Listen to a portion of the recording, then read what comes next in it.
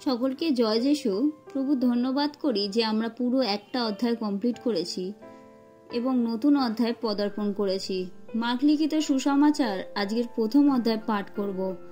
পাঠের আরম্ভ এইরূপ: প্রভু যীশুখ্রিস্টের বাপ্তিস্ম ও পরীক্ষা।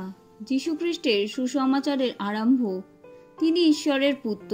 যিশায় ভাববাদীর গ্রন্থে যেমন লেখা আছে, দেখো, আমি আপন দূতগণকে তোমার অগ্রে প্রেরণ করি, সে তোমার পথ প্রস্তুত করিবে। প্রান্তরে একজনের রব সে ঘোষণা করিতেছে, তোমরা প্রভুর পথ প্রস্তুত করো, তাহার রাজপথ সকল সরল করো।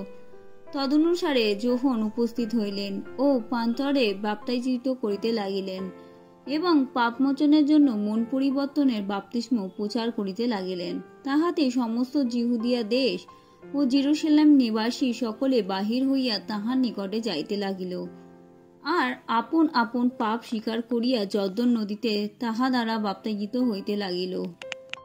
সেই যোহন উটের লোমের কাপড় পরিতেন, তাহার কটিদেশে চর্মপটুকা ছিল এবং তিনি পঙ্গপাল ও বনমধু ভোজন করিতেন। তিনি প্রচার করিয়া বলিতেন, যিনি আমা অপেক্ষা শক্তিমান তিনি আমার পশ্চাৎ আসিতেছেন। আমি হেট হইয়া তাহার পাদুকার বন্ধন খুলিবার যোগ্য নই। আমি তোমাদিগকে জলে বাপ্তাইজিত করিলাম, কিন্তু তিনি তোমাদিগকে পবিত্র আত্মায় বাপ্তাইজিত করিবেন। সেই সময় যীশু গালিলের নাসরত হইতে আসিয়া যোহনের দ্বারা জর্দনে বাপ্তাইজিত হইলেন। আর তৎক্ষণাৎ জলের মধ্য হইতে উঠিবার সময় দেখিলেন আকাশ দুই ভাগ হইল এবং আত্মা কপতের ন্যায় তাহার উপরে নামিয়া আসিতেছেন। আর স্বর্গ হইতে এই বাণী হইল, তুমি আমার প্রিয় পুত্র, তোমাতেই আমি প্রীত। আর তৎক্ষণাৎ আত্মা তাহাকে প্রান্তরে পাঠাইয়া দিলেন। সেই প্রান্তরে তিনি 40 দিন থাকিয়া শয়তানের দ্বারা পরীক্ষিত হইলেন। আর তিনি বন্য পশুদের সঙ্গে রইলেন এবং স্বর্গীয় দূতগণ তাহার পরিচর্যা করিতেন। প্রভু যিশুর প্রকাশ্য কাজের আরম্ভ।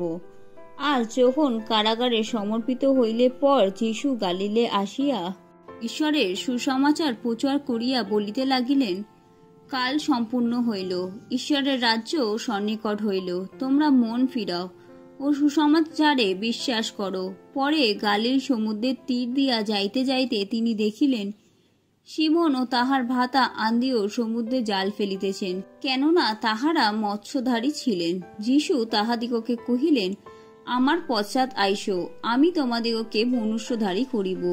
আর তৎক্ষণাৎ তাহারা জাল পরিত্যাগ করিয়া তাহার পশ্চাৎগামী হইলেন। পরে তিনি কিঞ্চিত অগ্রে গিয়া শিবদিয়ের পুত্র যাকব ও তাহার ভ্রাতা যোহনকে দেখিলেন, তাহারাও নৌকাতে ছিলেন, জাল ছাড়িতেছিলেন। তিনি তৎক্ষণাৎ তাহাদিগকে ডাকিলেন। তাহাতে তাহারা আপনাদের পিতা শিবদিয়ের কে বেতনজীবীদের সঙ্গে নৌকায় পরিত্যাগ করিয়া তাহার পশ্চাৎগামী হইলেন।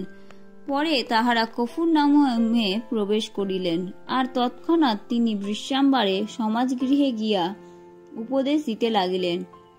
তাহাতে লোকে তাহার উপদেশে চমৎকৃত হইল, কারণ তিনি ক্ষমতাপন্ন ব্যক্তির ন্যায় তাহাদিগকে উপদেশ দিতেন, অধ্যাপকদের ন্যায় নয়।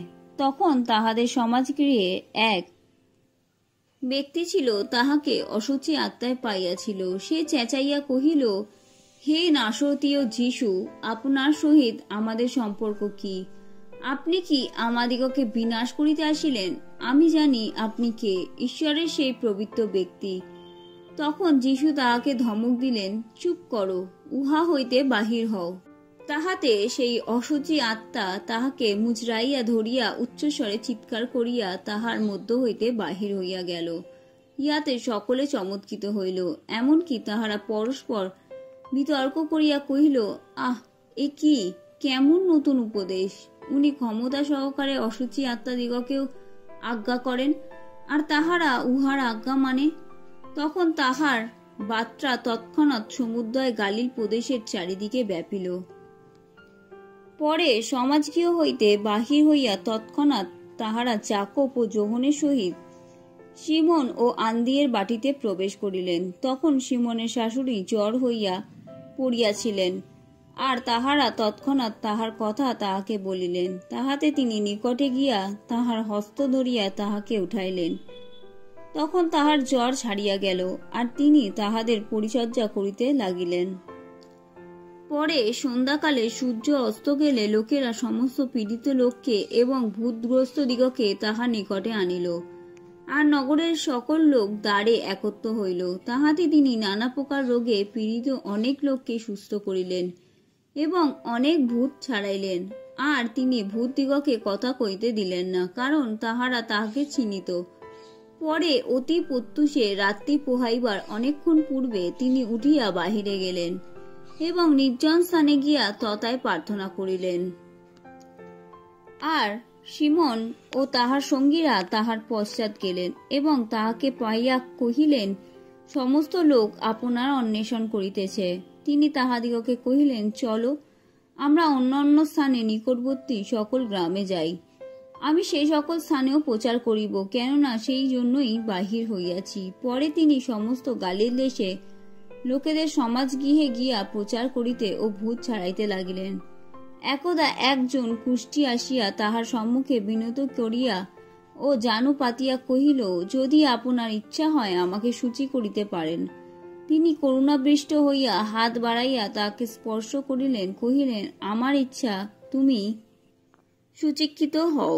তৎক্ষণাৎ কুষ্ঠরোগ তাহাকে ছাড়িয়া গেল, সে সুচিক্ষিত হইল। তখন তিনি তাহাকে দৃঢ় আজ্ঞা দিয়া বিদায় করিলেন, বলিলেন, দেখিও, কাহাকেও কিছু বলিও না, কিন্তু যাজকের নিকটে গিয়া আপনাকে দেখাও এবং লোকেদের কাছে সাক্ষ্য দিবার ও তোমার সূচীকরণ জন্য মসি নিরূপিত উপহার উৎসর্গ করো।